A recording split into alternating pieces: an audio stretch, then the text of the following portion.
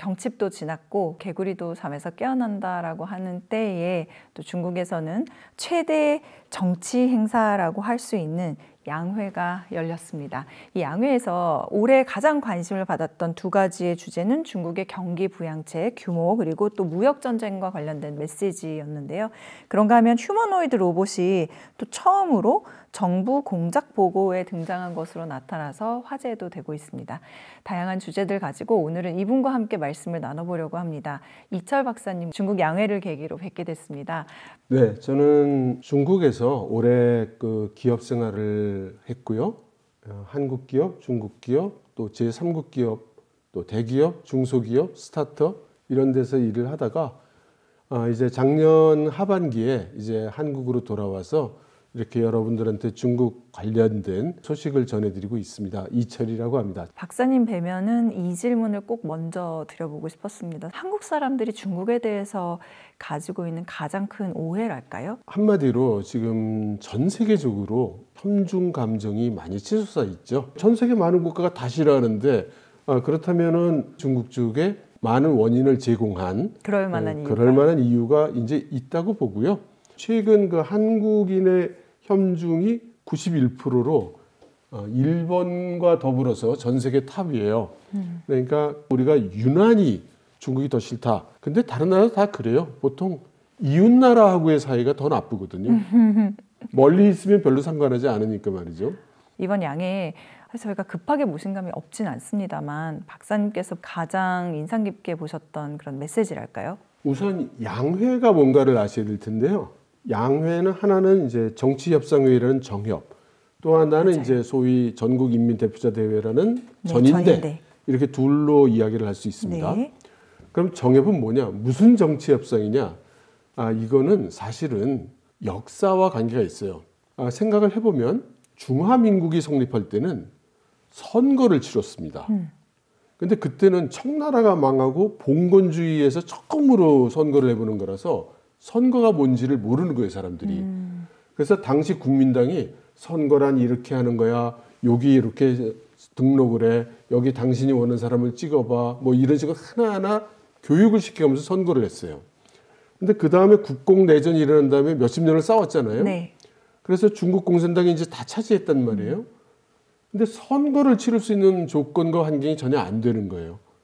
그러면 그냥 내가 왕이다 이러면 누가 너를 이 중국을 통치하라고 그랬냐?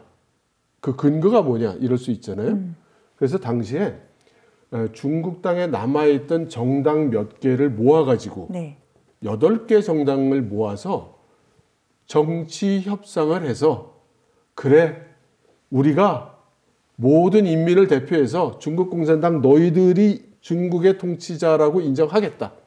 이렇게 했어요. 그래서 지금 그 중국이라는 국가와 중국 공산당의 설립 근거를 제공을 한 겁니다. 그 정치협상회의가. 네. 그래서 정치협상회의는 그대로 내려와서 언제든지 누군가가 너희가 중국 공산당이 왜 중국을 다스리냐? 그러면 이 8개 정당이 우리가 그러라고 했어. 이제 이 역할을 하는 거고요. 일종의 권위를 세워주는 역할. 그래서 지금은 사실 그 실질적인 내용은 없어요.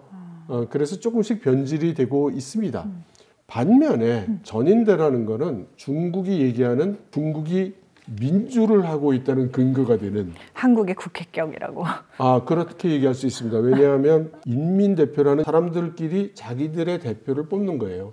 그러니까 우리식으로 얘기하면 뭐 반장 뽑고 네. 그다음에 통장 뽑고 네. 이렇게 해서 계속 올라가서 뽑는 게 인민대표입니다. 네. 다만 그 선출 과정이 이런 거 있죠. 우리가 이제 학교에서 반장을 뽑아야 되는데 사실상 담임 선생님이 우리 생각엔 말이야. 이 선생님 생각에는 여기 이철이 이 친구가 반장을 하면 잘할 것 같은데 그럼 뭐 하긴 뭐 너희들이 뽑아야지 뭐 이러면 학생들이 전부 이거 이철이 뽑으라는 거네 그렇죠. 이러고 뽑잖아요. 이제 사실은 이제 그런 식이 되고 또 일정 비율은 지명이 있어요. 그러니까 군인이 인민해방군이 어느 정도 들어가야 되고 네. 그 정원이 있습니다. 그리고 이제 직능별로 그러니까 예를 들면 가정부 일을 하는 사람 대표로 누가 오고 버스 기사 대표로 누가 오고 이제 이런 식으로 들어옵니다. 그렇게 해서 이제 그 구성을 하게 되는데 아무튼 이렇게 14억 중국 인구를 대표하는 조직이 되는 것이고 그래서 여기서 의결을 하는 게 중국의 최종 의결, 최고 권한입니다. 형식상은 말이죠. 네. 그러면 왜 양회라는 게 이제 그 중요해지느냐면 중국이란 나라가 무슨 일을 하고 있는지 우리는 잘 알 수가 없어요. 그런데 유일하게 1년에 한 번 이 전인대가 있을 때 그때 중국의 높은 사람들이 나와서 제가 1년 동안 이러이러한 일을 이러저러하게 했습니다. 제가 열심히 했어요. 라는 말도 해주고 그 다음 금년 앞으로 한 해 동안에는 제가 이러이러한 일을 해서 이러이러한 성과를 내겠습니다. 라는 말도 하고 물론 그 결과는 인민 대표들이 다 박수로 통과 이렇게 하는 거기 때문에 네. 실제 뭐 거기서 뭔가 결정이 되는 건 없지만 그 기회를 통해서 전 세계 사람들이 중국이 지금 이런 일을 해왔고 이런 일을 지금 하려고 하는구나 라는 걸 알 수 있는 거의 유일한 상황이죠. 찬스. 네. 그래서 중요한 의미를 갖는 거죠. 알겠습니다. 박사님 어디선가 이번 양회가 조금 다르다라는 말씀을 하신 걸로 기억하고 있는데 네. 어떤 면에서 그런 말씀을 하신 건가요? 이번 양회는 그 평상시의 양회와 다른 점이 몇 가지 있습니다. 우선 첫째는 작년에 중국 정부와 중국 공산당 사이에 업무 조정이 있었어요. 이것도 좀 생경하실 텐데 우리나라는 대한민국 정부가 있습니다. 그렇죠? 그래서 이걸 국가라고 하잖아요. 네. 그러면 이 국가를 움직일 수 있는 권력을 정당이 경쟁해서 선거에 의해서 이긴 정당이 이 정권을 차지하게 됩니다. 네. 근데 중국 같은 경우는 국채가 그렇게 설계되어 있지 않습니다. 중국의 정치 권력은 무조건 중국 공산당한테 있는 거예요. 그래서 중국 공산당이 내가 직접 일을 할 수가 없으니 너희들이 와서 좀 일을 하거라 라고 모은 게 정부인 거예요. 그래서 보통 국무원이라고 하는 중앙정부격인 정부가 있고 그 다음 각 지방에 지방인민정부가 있습니다. 네. 근데 우리는 항상 중앙집중형 행정부를 가졌었기 때문에 우리는 어떻게 생각하기가 쉬우냐면 중국의 중앙정부가 탁 지시를 하면 각 지방정부에서 팍팍 돌아가는 이런 일사불란한 군대 같은 모습을 떠올리거든요. 근데 실제는 조금 다릅니다. 중국 같은 경우에는 국무원은 어떤 의미로는 스텝 조직 같은 성격이 좀 있어요. 왜냐하면 실제로 무슨 일을 하려는 것들은 대개 지방정부에서 실행되기 때문입니다. 그래서 그 권력 구조가 이제 조금은 다르다. 그래서 이 당과 정부 사이에 그 업무 분장이 있는데 작년에 상당수 의사결정은 모두 당에서 한다. 네. 정부에서는 집행만 해라 이렇게 바뀌었거든요. 네. 이게 무슨 뜻을 의미하는 거냐면 공산당 내에서 결정하는 거는 외부로 알려주지 못하게 돼 있기 때문에 이번 양회부터는 어째서 어떤 의사결정을 했는지라는 얘기가 이제 훨씬 적게 나오는 겁니다. 그래서 그거를 우리가 거꾸로 추측할 수밖에 없어요. 정부가 이런 일을 하겠다고 하는 걸 보니 당이 이러이러한 결정을 했겠구나. 이제 이렇게 볼 수밖에 없는 게 하나고 또 하나는 우리나라는 정부가 계획을 매년 짭니다. 그래서 예산도 매년 승인을 받잖아요. 근데 중국은 5개년. 계획이 5년이에요. 맞아요. 가장 최소 단위가 5년 계획인 거예요. 그런데 금년이 그 14차 5개년 계획이 종료되는 끝나죠. 해고 네. 내년. 그래서 내년부터 15차 5개년이 시작이 되는데 15차 5개년 계획에 할 일들을 금년에 정하게 됩니다. 그러니까 금년은 14차 5개년 계획은 이미 다 알려져 있기 때문에 그게 정리된다고 보고 네. 금년에 중국 정부가 하는 일을 보면서 우리는 다음 5년을 중국이 어떤 식으로 갈 것인가 이제 이거를 캐내야 되는 거죠. 네. 그거를 또 이번 양회 정도밖에는 소식을 들을 수가 없는 거죠. 예. 혹시 조금 캐내시거나 단서를 잡으신 게 있으신가요? 굉장히 지루하지만 리창 총리의 정부 공작 보고라고 하는 네. 그거를 다 들어보면 어느 정도는 가늠을 잡을 수 있습니다. 몇 가지만 말씀을 드리면 네. 작년에 나왔던 시장에 대한 내수 진작책 또는 통화 정책 또는 금융 정책이라고 나왔던 것들은 지속된다. 그리고 경기 진작책으로 소위 그 이구 환신 정책이 맞습니다. 많이 실시가 됐는데 네. 그거 외에 특별히 따로 발표된 것은 없다. 아, 그래서 정책상으로는 네. 특별히 다 새로 하겠다든가 이렇게 그 달라진다든가 하는 것은 없었습니다. 다만 두 가지 그 좀 유념해야 될 만한 발언이 있었는데요. 하나는 우리는 최저선, 그러니까 우리가 받아들일 수 있는 최저 한계선을 공고히 하면서 상황의 변화에 맞춰서 대응하겠다라고 했는데 이 발언의 요지는 미국을 대상으로 한 것으로 해석이 됩니다. 그러니까 지금 그 미중 관계가 굉장히 전 세계의 관심의 초점인데 그렇죠. 여기에 지금 문제가 뭐냐면 트럼프 행정부가 무슨 일을 어떻게 저지를지 예측이 지금 안 되는 데 있어요. 그러니까 중국 입장에서도 이 트럼프가 어떤 식으로 나온다는 게 이게 짐작이 돼야 거기에 대한 대책을 세울 텐데 이게 중구난방이 될지 예기치 못한 여하간의 상황도 발생할 수 있다고 보고 그러니까 미리 예측해서 미리 대응하지 않는 겁니다. 그러나 자기들이 지켜야 될 원칙은 딱 확정을 해놓고 여기서는 물러나지 않겠다. 네. 이거는 포기하지 않겠다. 그렇죠. 그러면 그게 뭐냐? 분명하게 얘기하지는 않았어요. 우리는 이제 추측해 볼 수만 있을 뿐입니다. 또 하나는 과학기술 혁신이 매우 앞으로 나오고 매우 강조되고 있는 점입니다. 네. 그래서 금년도 그렇지만 15차 5개년 계획 내내 과학기술에 대한 투자와 하이테크 산업에 대한 발전 이것이 이제 다음 5년간 중국의 키가 될 것만은 틀림이 없어 보입니다.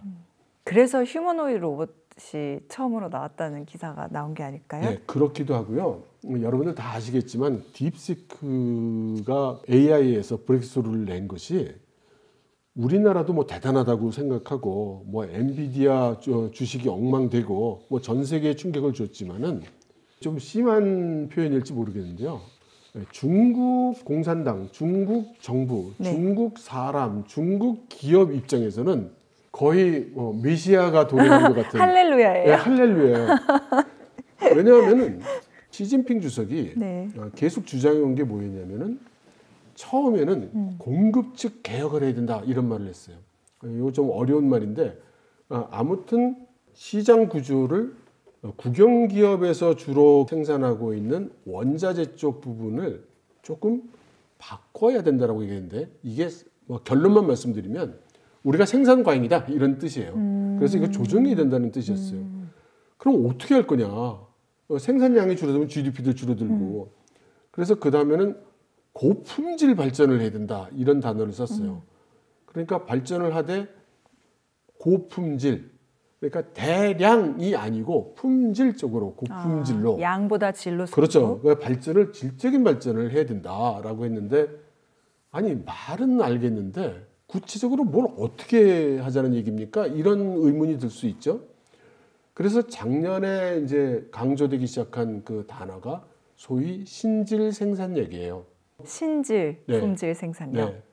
여태까지는 생산량 위주로 네. 우리가 그 경제를 운영을 했는데 이거를 전부 양은 줄이고 질을 높여서 질을 높인다는 건 무슨 뜻이냐? 부가가치를 높여서 그렇게 해서 적게 생산하지만 우리가 얻는 소득은 더 커지는 네. 그런 식으로 해야 된다라고 이렇게 한 거예요. 고부가가치 산업. 네. 근데 여기 이 말도 근데 납득이 잘 안 되는 거죠. 그렇게 하면 좋은 줄을 누가 모르냐. 네, 그렇죠. 네, 뭐 나도 노벨상 안 타고 싶어서 이러고 있는 거 아니거든. 뭐 이런 이야기가 될 수 있잖아요. 근데 여기에 대한 구체적인 얘기가 못 나오는 거예요. 그러니까 사람들이 이거 뾰족한 대책이 사실은 없나 봐. 그렇지. 말이 그렇지. 그게 아니 혁신이 그게 오늘 혁신해. 그러면 혁신이 되고 오늘 안 되니 그럼 내일까지 혁신 가져와. 그러면 혁신되고 그러는 게 아니잖아요.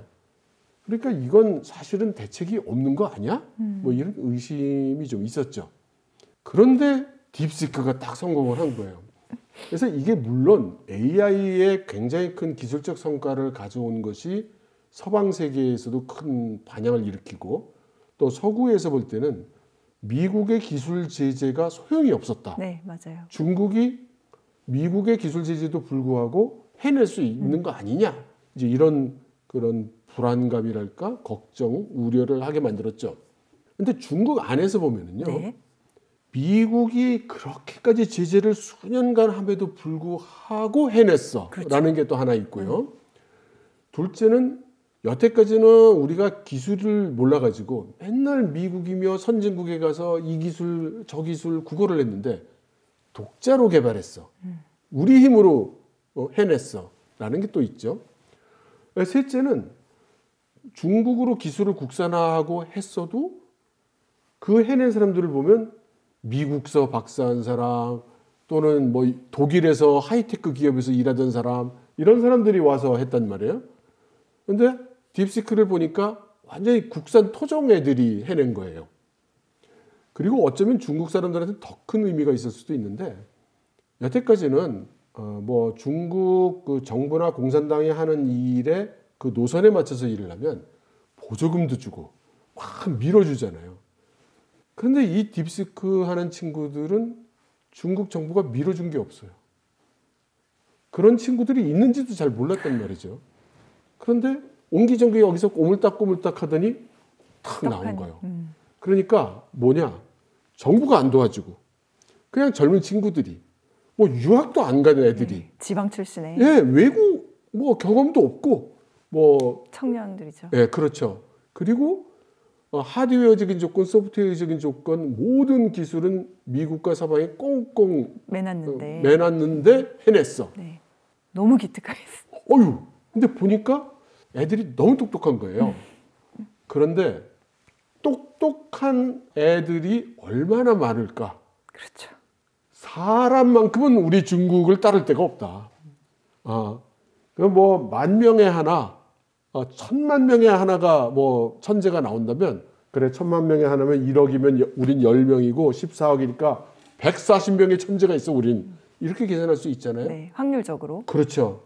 그러니까 모든 게 일반인들이 생각할 때도 계산이 나오는 거예요. 우리 해낼 수 있는 것 같아. 해냈잖아.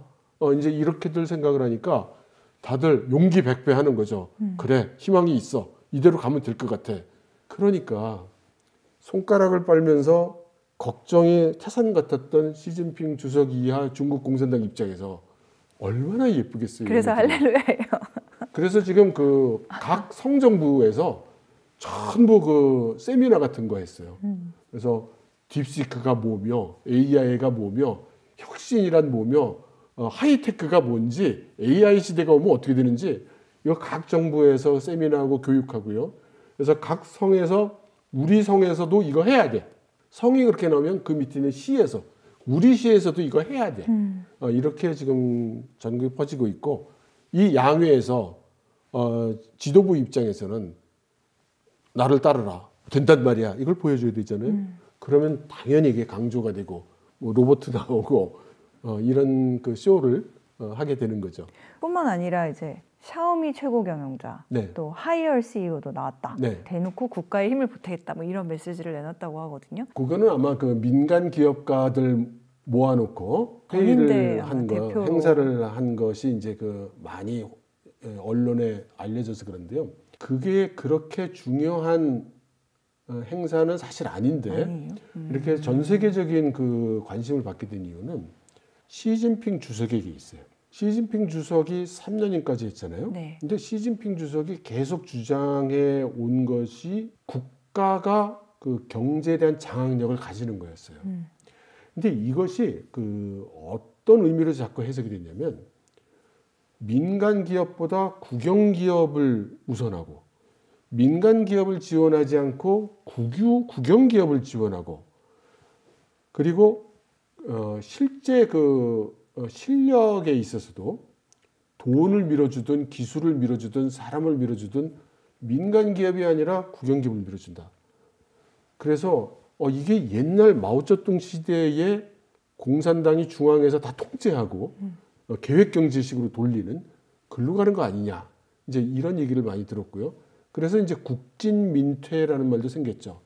국영 기업은 돌격 앞으로 하고 민간 기업은 뒤로 퇴보하고 있다. 네. 이런 얘기도 생겼죠. 그러다가 이제 그 코로나19 사태로 한 3년간 중국 사회 전체를 시진핑 주석이 세운 거나 다름이 없거든요. 정지시킨 거나 다름이 없어요. 그러니까 수많은 그 민간 기업과 우리식으로 얘기하면은 중소상공인들, 자영업자들이 망했습니다. 그러니까 사람들 마음에 어떤 의혹이 생기냐면은 이거 그러니까 민간은 어떻게 돼도 좋다는 거지. 당신은 중국 공산당과 중국 국영 기업만 잘 되면 된다는 거 아니야? 라는 의혹이 좀 있었던 거죠. 네. 그거를 다시 민간 기업가들을 다 모아놓고 국내외로 선포를 하는 거죠. 나는 민간 경제를 항상 지원해 왔다. 그리고 실제로 그 국영 매체에도 며칠간 그게 계속 나와요. 시진핑 주석께서 알고 보면 10년 전부터 민간 경제를 지지해 오셨다. 뭐 이렇게 이제 하고 그래서 거기 나온 사람들은 또 어떻게 얘기를 하겠어요? 다 너구리 같은 사람들이란 말이죠. 중국 공산당 체제에서 큰 민간 기업인으로 성공한 사람들이잖아요. 그 사람들은 이제 바람 부는 거 보고 중국 지도부가 들으면 좋아할 만한 말을 다 하는 거예요. 여기서 마윈이 이제 초청을 받은 게 아주 그 상징적인 사건이 됐죠. 이 마윈이 중국 바깥에서는 굉장히 존경받는 기업인이라는 이미지가 강한데, 그렇죠. 실제로 중국 안에서는 그렇지 않습니다. 그렇지 않아요. 중국에서는요? 예. 그러니까 중국 안에서는 마윈에 대한 평가가 좋아하는 사람 반, 싫어하는 사람 반이 이래요. 그리고 나도 마윈같이 떼부자가 되고 싶어. 그건 거의 다 그래요. 근데 마윈이 그 해온 방법이 옳으냐? 여기에 대해서는 그 의견이 갈립니다. 그리고 마윈이 미국에 가서 상장을 하고 또 엔트그룹을 분리해내서 만들고 엔트그룹의 전신이 됐던 이 융자 서비스 회사를 하는 것 등등에 있어서 사실은 엄격히 말하면 중국 법을 많이 어겼습니다. 그런데 돈 있고 빽 있는 놈은 좀 어겨도 넘어갔던 거죠. 하지만 그 중국 정부의 정책에 비판을 너무나 노골적으로 했고 조금 어르신들의 비위를 많이 거슬렸죠. 그런데 이 마윈을 다시 오게 해서 이 자리에 앉혀서 또 발언까지 하게 해주니 이거는 이제 그 공식적으로 천하만방의 마윈을 사면한 꼴이 되는 거예요. 그러니까 마윈이 중국 지도부의 뜻에 맞춰서 제가 수백억 달러를 투자해가지고 AI 데이터 센터를 만들겠습니다. 이렇게 얘기를 한 거죠. 그러니까 그것도 메시지입니다. 중국 지도부가 중국 내와 중국 바깥에 알리는 우리는 민간 기업을 후원한다. 네. 지지한다. 그러니까 외국 기업들도 돈 싸들고 오세요. 이런 메시지인 겁니다. 외국 기업들도 돈 싸들고 오세요. 투자하라고요. 투자하라고. 예. 투자해도 됩니까? 해당 국가가 어떤 노선을 걷느냐와 관계가 있습니다. 이건 뭔가 또 중요한 내용일 것 같아서. 미국 쪽의 그 대중 정책은 지금 특히 바이든 때도 그랬지만 트럼프 행정부도 지금 명확하게 선언을 했거든요. 미국의 가장 큰 적, 애니미는 중국이라고요. 그러니까 중국과 미국 사이는 앞으로도 계속 나빠질 겁니다. 게다가 트럼프 정부는 지금 관세 때리는 것만 봐도 미운 나라가 미운 짓을 하면 무슨 짓을 할지 잘 모르겠잖아요. 그러니까 만일에 우리 정부가 미국 편에 들고 있고 중국에 근접할 수 없다고 생각한다면 네. 그러면 중국에 아무리 좋은 회사가 있다 하더라도 그런 지정학적인 위험은 절대 해소가 되지 않겠죠. 그래서 그 투자하라고 권하기는 어렵습니다. 네. 반면에 만일에 인도 기업이거나 그러니까 저희가 한국 사람이 아니고 인도 사람이거나 러시아 사람이거나 브라질 사람이거나 하면은 얼마든지 지금 투자를 할 만한 상황인 거죠. 브릭스라면. 그렇죠. 그럼 브릭스 간의 거래는 더 활발해지겠네요. 그럴 겁니다. 제가 이걸 왜 여쭤봤냐면은 브릭스 공동화폐에 대한 얘기가 네. 있었고 브릭스 얘기에 앞서서 바이든 행정부에서 우크라이나 전쟁이 일어나면서 그 러시아를 스위프트에서 배제하고 네.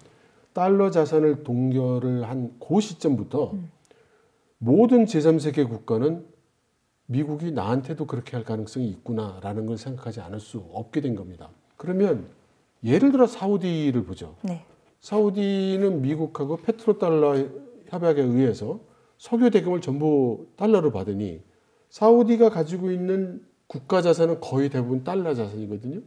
그러면 그 달러 자산 동결되면 어떻게 되는 겁니까? 사우디는? 나 어떻게 되는 거지? 이런 생각이 누구나 생기는 거예요. 뭐 그리고 아프리카, 중동 국가, 남미 국가 이런 데서는 그러잖아도 미국한테 가끔 지적받거나 위협을 받거나 하는 국가 입장에서는 이거 뭔가 대책을 세워야 되지 않아? 이런 생각을 하게 되죠. 그러면 달러 없는 세상이 되면 난 어떻게 되는 거야? 라고 생각을 해보면 방법이 없잖아요. 그러니까 뭔가가 있어야 되는 겁니다. 근데 이 뭔가가 있으려면 미국의 자리를 대신할 만큼 국력과 자본력과 금융 능력을 가져야 되거든요. 근데 그런 국가는 현재는 없죠. 그러니까 지금 서로 만들려고 여러 가지 동작을 하지만 지금 러시아와 중국 사이도 이견이 있고 네. 브라질과 중국과도 이견이 있고 각기 생각이 조금씩 틀려요. 만일에 이 달러를 대체하는 화폐를 운영하는 국가가 되려면 자기가 자기 화폐를 대상 국가에 공급을 해야 돼요. 그렇죠. 예를 들어서 중국이 그걸 한다 그러면 위안화를 러시아에 많이 보내주려면 러시아 물건을 많이 사와야 됩니다. 브라질에도 공급을 하려면 브라질 물건도 많이 사와야 돼요. 그런데 중국이 여태까지 대외 무역을 하면 남의 돈을 벌어왔지 남에게 돈을 갖다 주는 나라는 아니었잖아요. 그러니까 이게 잘 맞아떨어가지 않는 겁니다. 그렇다고 무역 수지 적자를 디디 보고 있는 나라가 그럼 우리나라 화폐를 그러면 쓰지 달러를 대신해서 그런 나라 화폐를 어떻게 믿고 쓰겠어요. 그래서 지금은 아직 먼 이야기입니다. 아직은요. 네. 그러면 박사님 말씀으로 보면 어쨌든 이번 양회에서 화두는 결국 AI 산업에 대한 진작이고 이고환신 외에는 따로 나온 거는 없는 것 같다라고 말씀을 해주셨거든요. 지금 그 중국 정부 입장에서 몇 가지 해결해야 될 것들이 있는데요. 지금 우리는 예를 들어서 내 주식이 가격이 올라가려면 경제가 좋아져야 돼요. 그러니까 표면적으로 나타나는 문제에 민감할 겁니다. 네. 그러나 이제 문제를 해결해야 되는 사람 입장에서 보면은 무거운 문제와 가벼운 문제가 있어요. 그러니까 예를 들어서 중국 지도부 입장에서는 중국 주식시장에서 주가가 오르고 내리고는 그 현재는 지금 그렇게까지 중요한 문제가 아니에요. 지금 가장 중요한 그 경제 문제는 첫 번째가 금융 체제를 보존하는 겁니다. 아까 그 마윈 말씀드렸잖아요. 네. 근데 마윈이 결정적으로 그 중국 정부를 비판했던 장면이 뭐였냐면 당시 중국 정부가 지도부가 총 나서서 금융의 시스템적 리스크를 방어해야 된다라고 하던 때였어요.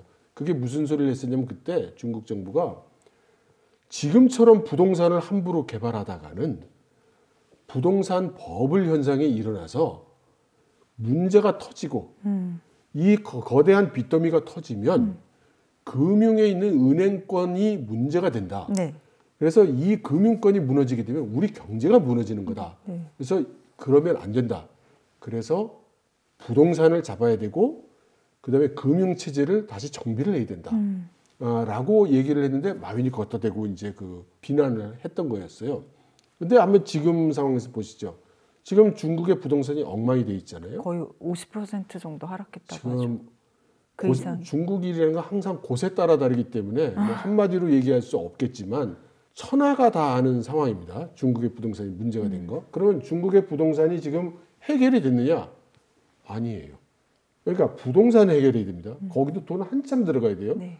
그런데 지금 그 부동산 때문에 그 부동산에 관련해서 돈을 융자해 준 은행들이 지금 비틀비틀해요. 그래서 은행을 살려야 돼요, 지금. 네. 그래서 오늘 그 양해 보고에 보면은 금융권에 돈을 넣겠다는 그 발언이 있었습니다. 이렇게 이제 금융권을 살리고 부동산 살리는 데만 해도 돈이 엄청나게 나가는데 그렇죠. 여기에 누구나 다 아는 거대한 이야기가 있죠. 중국 지방정부의 부채요. 이게 또 부채를 하지 말라고 그랬더니 편법으로들 엄청나게 부채를 만들어 놔가지고 지금 더 이상 숨길래야 숨길 수가 없는 상황이 됐어요. 지금 그 중앙정부에서 원래 리커창 총리 시절에는 절대 지방정부의 비공식적인 부채 안 갚아준다라고 했었거든요. 근데 지금 어쩔 수가 없어요. 그래서 그거를 작년부터 중앙정부가 이 중앙정부 빚으로 바꾸고 있어요. 이렇게. 그러니까 지방정부에서 빚진 돈을 네. 중앙정부가 채권을 발행해서 이렇게 바꿔주는 거예요. 그 지방정부가요. 그러니까 정부가 정식으로 채권을 발행해서 가져왔으면 그건 문제가 없어요. 근데 이거를 다 이제 그 편법을 쓰는 거예요. 뭐 예를 들면 뭐 여러 가지 수단이 있지만 뭐 한 가지로 예를 들면 네. 사회주의 국가니까 지방정부가 지방정부의 소유인 회사를 하나 만듭니다. 그래놓고 그거를 띄워줘요. 그 다음에는 민간 투자를 받고 금융기관에서 돈을 잔뜩 빌려요. 그래서 도산시킵니다. 근데 이 회사가 도산되기 전에 지방정부가 필요로 하는 돈 쓰는 거를 대신 써주는 거예요. 그럼 이게 결국 뭡니까? 이거 사기예요, 사기. 그렇네요. 예. 근데 이게 그러면 지방정부의 채권이냐면 그건 아니죠. 이건 이 회사가 진 빚이에요. 그렇네요. 그죠? 네. 근데 파산했잖아요. 네. 그러니까 갚을 사람이 없죠. 그러니까 이런 식으로 물려있는 것들이 뭐 갖가지 편법이 여러 가지가 많습니다. 그래서 이거를 지금 이게 한계까지 오고 국가의 위신에도 문제가 되고 금융의 신용에도 문제가 되니까 이거를 중앙정부에서 지금 바꿔주고 있어요. 바꿔준다고 하니까 다들 줄 서서 내 빚 바꿔주세요라고 하고 있으니 이것도 지금은 현재는 지금 6조 위안 정도인 것 같은데 정도를 지금 대체해주고 있는데 이걸로 끝날지 여기서 또 나올지 알 수 없는 상황이에요. 그러니까 부동산에 은행에 지방정부에 그러니까 막 숨이 칵 막히는 거죠. 그리고 나서 또 내수 진작 안 하면 안 된다고 사방에서 난리니까 이구환신에 뭐 소비자 쿠폰에 거기에다가 뭐 기업 지원해줄 돈 보조금도 줘야 돼. 지금 이런 상황인 거죠. 너무 정신이 없는데요. 중국 정부 입장에서는 할 일이 너무 많아서. 그래서 저는요, 그 특히 중앙정부 국무원 보고 있으면 좀 불쌍해요. 최근에 이제 주식을 한번 보면 텐센트, 알리바바 이런 것들은 요즘에 상당히 흐름이 좋거든요. 이거는 어떻게 해석해 볼 수 있을까요? 바로 딥시크 효과입니다. 그러니까 중국의 하이테크 기업이 미국의 제재에도 불구하고 해낼 수 있다라는 분위기가 이제 성립이 된 거예요. 됐어요. 예. 근데 왜냐하면은 지금 전 세계가 딥시크하지만 딥시크와 동일한 기술을 다들 많이 개발하고 있었어요. 그러니까 지금 상대적으로 조금 우울한 사람은 이제 바이두 같은 기업인데 왜냐하면 가장 먼저 AI를 시작했고 가장 많이 AI 투자를 했는데 지금 거의 빛을 못 받고 있으니까 말이죠. 하지만 전반적으로 그런 컨센서스가 형성이 된 거예요. 중국이 할 수 있다. 미국의 기술 제재에 불구하고 할 수 있다. 그리고 특히 제3세계 국가 입장에서는 미국은 그렇다 하더라도 중국 기업, 하이테크 기업에 투자하기가 뭐하겠지만 그 중동머니 같은 데서는 이거 좋구만 하고 이렇게 들어오는 거예요. 그러니까 중국은 주가가 확 뛰고 중국의 하이테크 기업이 가능성이 높아져서 주가가 뛴다는 것은 상응하는 미국 쪽 하이테크 기업은 빛을 그만큼 그렇죠. 덜 보게 된다는 뜻인 그렇습니다. 거죠. 네. 아까 박사님께서 15차 5개년 계획, 그러니까 2026년부터 30년까지 이때도 AI에 중점적으로 투자하겠다, 밀어주겠다라는 방향이. 그러니까 이 사실은 AI는 한 예일 뿐인데 지금으로서는 AI가 너무나 큰 단어이기 때문에 그렇습니다. 근데 생각해 보면 작년 양회에서 리창 총리가 AI 플러스를 전면 도입한다고 했었어요. 그런데 그때는 다들 신경을 별로 안 썼죠.